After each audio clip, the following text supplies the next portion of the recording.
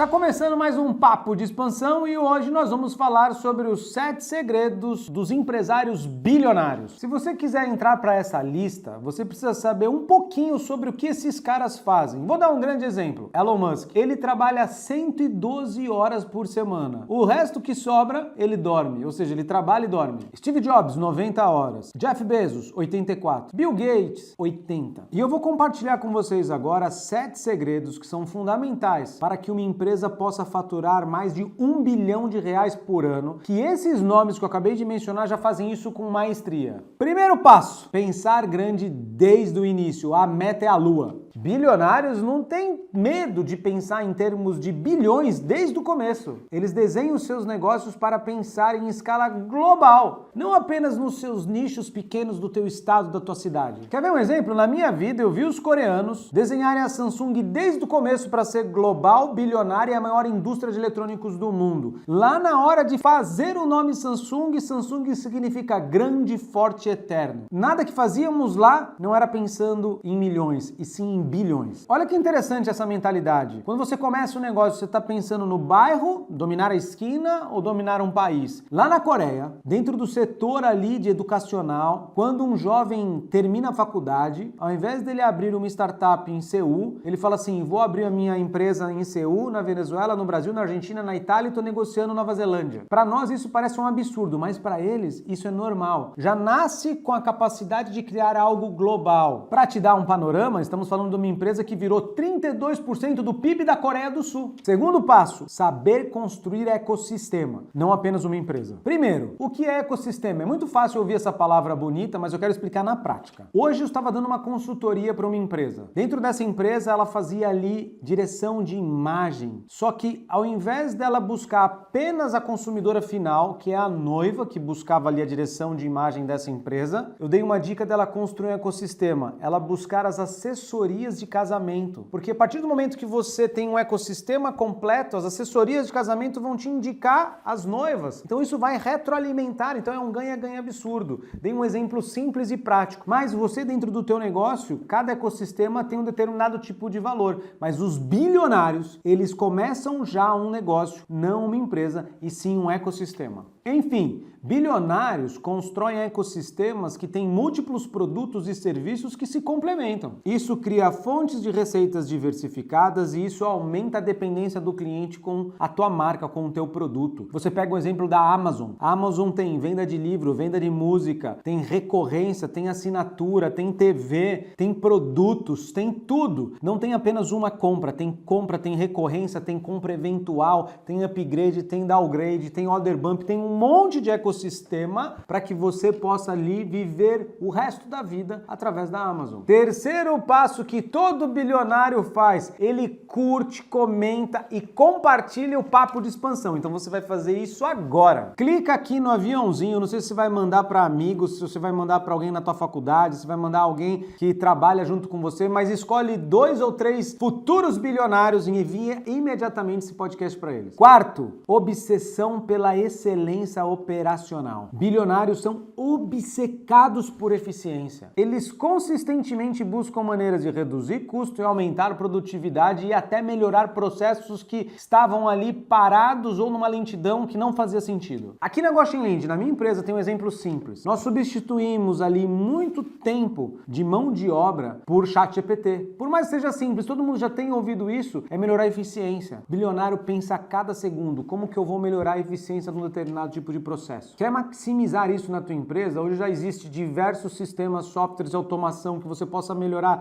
que você pode melhorar atendimento, que você pode melhorar vendas, que você pode melhorar ali até a edição do seu PowerPoint, do seu vídeo, que você pode melhorar até sistemas integrados. Hoje a inteligência artificial está dentro do Word, do Excel, do PowerPoint. Existe sim a seu alcance automatizações de eficiência e melhoria de processo. Não é à toa que você vê grandes empresas como Elon Musk, líder de grandes empresas, a investir em automação e inteligência artificial. Por exemplo, no começo desse ano, eu visitei a NRF lá nos Estados Unidos, o National Retail Fair, a maior feira do mundo de varejo, e ali eu pude ver que tinha inteligência artificial em tudo. Muita tecnologia, desde a lista de compra do teu supermercado, nada ali que estavam fazendo tinham algo que não fosse uma evolução de processo, uma melhoria de processo, uma redução de custo ou algo que trouxesse alta produtividade. E digo mais, uma profecia aqui, ó. Se em 6 meses a tua empresa não estiver utilizando inteligência artificial, pelo menos nos 10 principais processos da tua organização, você vai ficar para trás. Eu tô falando para você, empreendedor pequeno, empreendedor que não automatiza a sua pizzaria. Não tô falando só para os grandes, tô falando inclusive para você que tá me assistindo. Quinto ponto, cultura de inovação constante. Inovação não é apenas uma palavra famosa ou da moda, e sim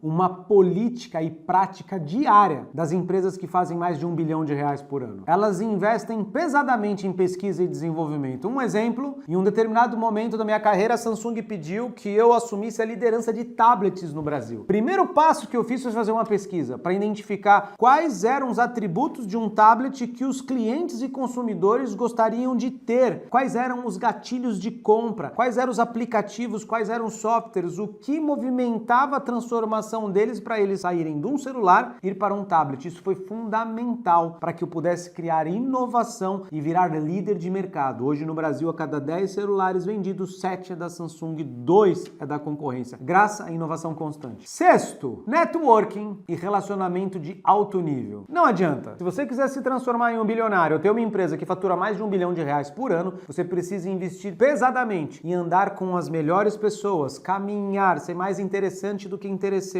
investir tempo em relacionamento. O Dema, como CEO e fundador da Goshen Land, a todo momento participo de mentorias, a todo momento estou com grandes empresários, a todo momento estou nas mentorias que são as mentorias mais aderentes ao meu processo. Isso faz com que eu esteja não só com bancos, com investidores, com compradores, com possíveis sócios, de uma forma intencional. Isso é uma postura de uma empresa que vai se transformar numa empresa de bilhão. Quer ver um exemplo prático também? Eu tenho uma lista de pessoas que eu não quero mais me relacionar e eu não me relaciono. Eu corto, falo, você não vou me relacionar mais, eu não quero perder tempo. Porque conforme você vai crescendo, se você quer ser um bilionário, você precisa saber falar não e se relacionar apenas com aquilo que tem a ver com o teu propósito, com a tua visão, com os teus valores. 7, mais importante de todos, mentalidade de custo e relevância. O bilionário, ele não está preocupado em qual o custo do projeto, ele está preocupado em qual o retorno. O bilionário, ele fala assim, eu vou pegar esse dinheiro e vou colocar um foguete no espaço, não estou preocupado que vai custar milhares de dólares, mas eu estou preocupado com o retorno que vai ter. Quando eu montei a Goshen Land, essa consultoria de expansão de negócios, os caras falaram assim, Dema, você está contratando os melhores profissionais, os melhores consultores, você está trazendo pessoas do mercado que eram CEO de outras empresas para poder trabalhar aqui contigo. Até esse podcast que nós estamos fazendo aqui, você trouxe um dos mais relevantes do mercado, porque eu não estou preocupado com o custo, eu estou preocupado nesse momento com o retorno que a consultoria vai dar, a transformação que ela vai gerar. Então tem uma mentalidade de longo prazo. Quanto maior o longo prazo, teoricamente maior o retorno. Então essa é a mentalidade que transforma. Se você quer ser bilionário, você precisa saber que uma coisa é custo, outra coisa é retorno. E o custo está totalmente atrelado ao retorno. Que adianta ter um custo baixo se o retorno é desse tamanho? O bilionário pensa, não importa o custo, desde que o retorno esteja à altura do investimento que eu fiz. E uma das coisas para você poder pegar o sétimo, que é eficiência, é fazer trade-off. O que é trade-off? É você escolher caminhos. Muitas vezes, se o projeto não dá 30% de lucro, ou se o projeto não for maior de X milhões, eu não entro nesse negócio. Eu estava num determinado banco, o banco mais antigo do mundo, o Banco Rothschild, eu estava trazendo um cliente ali para poder conectá-los para que o banco pudesse investir ali dentro da empresa, cliente da Goshen Land, e aí o banco falou assim, eu nem entro nisso aqui se não for mais do que 100 milhões. Se for menos que 100 milhões, eu não entro. Por quê? Porque para o banco, não importa o custo, importa o retorno. Então, se for algo menor que 100 milhões, não faz sentido. E essa mentalidade, futuro bilionário, que eu quero que você tenha. Eu sei que vocês já aplicaram a dica número 3, mas vou reforçar aqui. Mande esse podcast para os teus amigos que serão futuros bilionários. Clica no aviãozinho, não importa se você está assistindo no YouTube ou no Spotify ou qualquer outra mídia similar, encaminha para os futuros bilionários dessa nação. Esse foi o Papo de Expansão e eu te espero toda segunda e quinta-feira.